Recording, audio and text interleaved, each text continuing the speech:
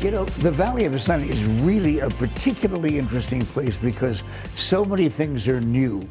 So when you're talking about historic locations, something that's been here since 1946, and it's a nursery? No, not a baby nursery, a plant nursery. Whitfill's, yes. And here's Brian Whitfill. I know that you weren't there in 1946, Brian.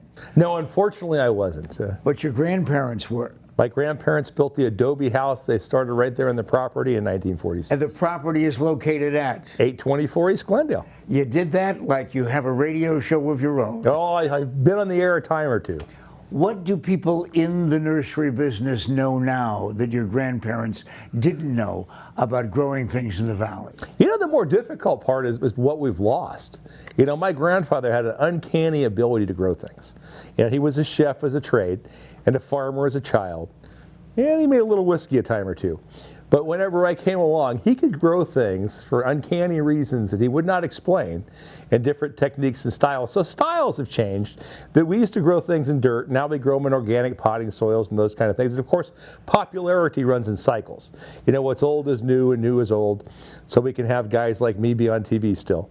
But I wanted to introduce our audience to you, and we regularly introduce people that they otherwise might not necessarily have met. The most important contribution that you can make, though, is a couple of lessons. What's good to plant now as we approach spring? We're in that ideal time of year. Now you can grow just about anything. So it's kind of finishing as far as color and things going, and our winter vegetables. But if you want to grow vegetables now, you can grow watermelons, you know, cantaloupes, carrots, you can tomatoes, peppers, just a plethora of items. And as far as growing flowers in the garden, it's kind of not quite the transitional season yet. But what spring is all about, it's a perfect time to plant any kind of a tree, a rose bush, almost anything you can imagine growing here. And here in our subtropical climate, it's just wide open. We have thousands of varieties, plants from every continent to grow. What easily survives in all of those plant categories that you just mentioned? What easily survives an Arizona summer? Well, the native plants are one that really come to mind. Mesquites, palo verdes, ironwoods, those kind of trees. A lot of our desert flowering plants. But with the summer like we had last year, we went through August with 115-degree average almost, and no rain, you know, even our native plants suffered.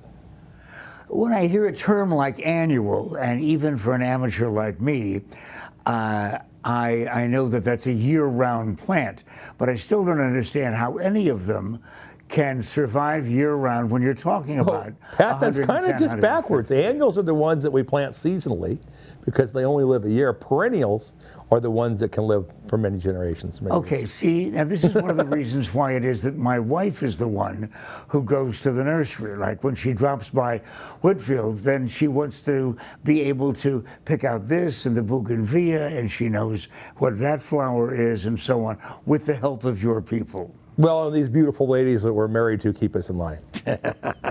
When you arrived in the nursery business and born into it as you were, I think one of the biggest questions that must be asked you and your entire family is learning to water. Could you just give us some basic rules? No, watering's the key. The biggest mistake people make, especially with plants that are somewhat established, is to water too often.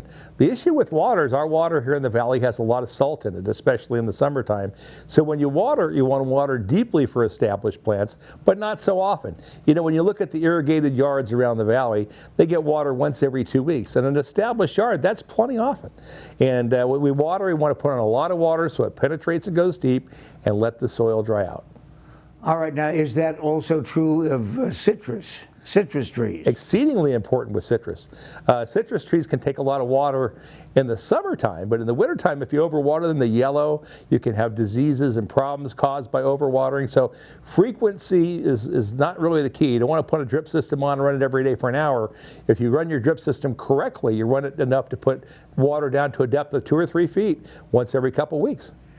When I got out here in 1960, I was driving along, I said, wait, for crying out loud, it's right there in a home. Somebody's growing grapefruit. And over there, lemons, got orange trees, And here's Whitfill Nursery. It's been there since 1946. It's one of the reasons I wanted to introduce you to the boss, or one of the bosses, because the whole family is taking care of you.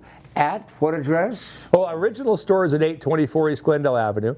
We also have a store at Cooper and Guadalupe and Gilbert and 26th Street in Southern. And then we grow citrus in orchards, and we grow palm trees and different things around the state. See, when asked to do a free commercial, he really takes up the entire time allotted. This is bad.